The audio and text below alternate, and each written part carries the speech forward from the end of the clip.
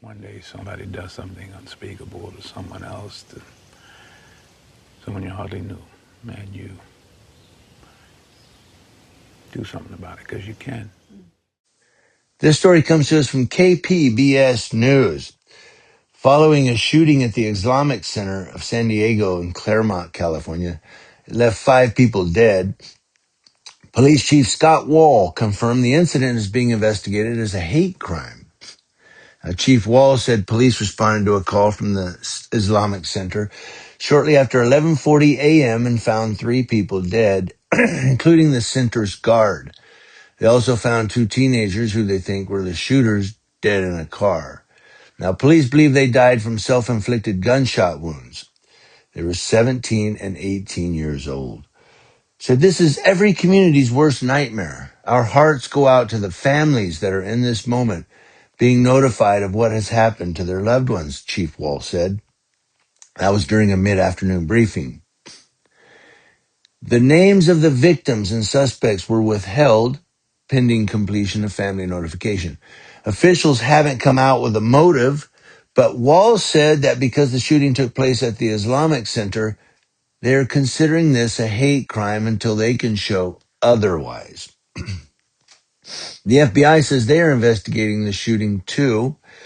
Wall said in 28 years, this is the most dynamic and impressive response he's seen in policing, with help coming from agencies all over the county.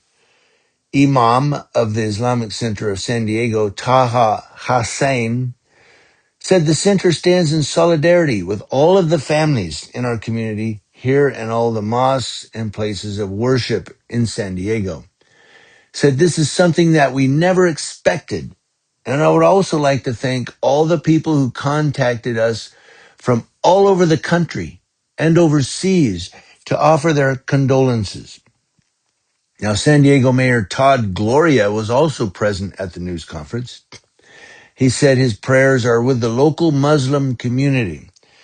He said, we will do anything it takes to make sure you feel safe in this city. Now, in the late afternoon, police reported that one of the suspects had been reported as a runaway about 2 hours before the mosque shooting occurred. San Diego Police Department pieced together bits of information from the juvenile's mother.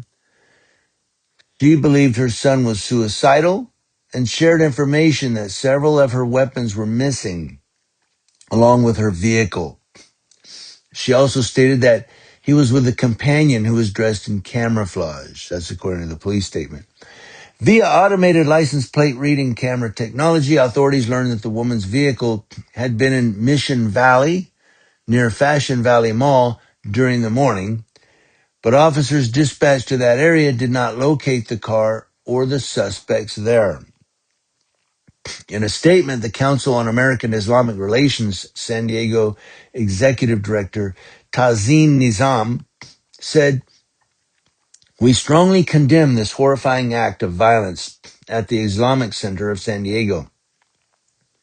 Our thoughts are with everyone impacted by this attack.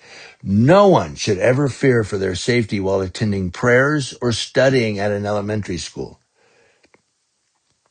We are working to learn more about this incident, and we encourage everyone to keep this community in your prayers.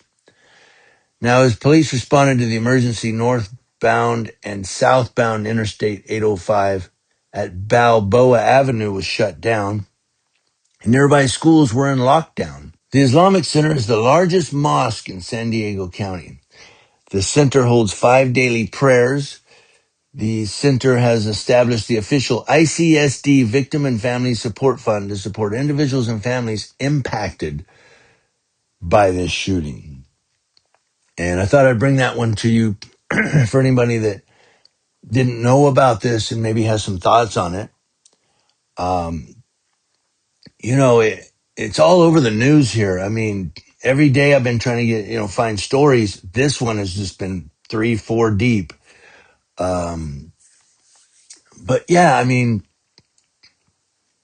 these 2 teenage boys, I don't know why they went at an Islamic center.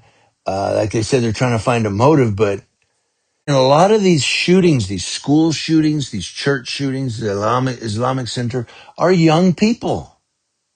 They're not old men. They're not, elderly people. They're young people. They're not even middle-aged. They're young people, teenagers, early 20s. And you see where I'm going with that? It's our next generation. And so when we interact with youth in this country, we need to teach them the right way. Well, the parents, that's their job. No, like Edward James Olmos said. Somebody asked Edward James Olmos about that and the gangs in LA. And he goes, don't you think the parents should, strap up their boots and, do their job? And Edward James Olmos said, no, no, no. It takes a village to raise a child. I'm trying to be Edward James Olmos. But he said it takes a whole city to raise a child. The mailman, the butcher, the guy at the store or whatever. But he was saying he said the policeman, he said it takes a whole city to raise a child. And he's right. When we interact with youth in any form, we should teach them right. I don't know. What do you guys think? Let me know.